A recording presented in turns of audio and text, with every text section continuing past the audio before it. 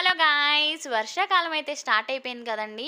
మనం బయటవి తినే బదులు ఇలా ఇంట్లోనే ప్రోటీన్‌గా వేడివేడిగా వడలు వేసుకొని తింటే ఆ కిక్కే వేరప్ప అనిపిస్తది కదా! సో, రాజ్మా వడలైతే వేసేసుకుందాం. ముందు రోజు నైట్ నానపెట్టుకున్నాను ఒక కప్పు.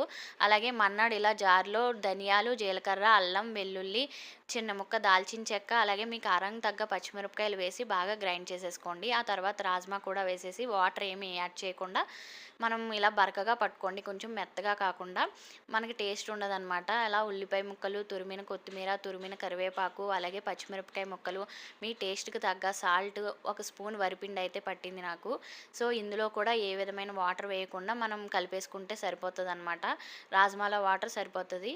సో, ఇలా వడల కింద ప్రిపేర్ చేసేసుకొని ఒక్కొక్కటి నూనెలో డ్రాప్ చేసేసుకోవడమే. ఆయిల్ కాగిన తర్వాత మీడియం ఫ్లేమ్‌లో చేసుకోండి.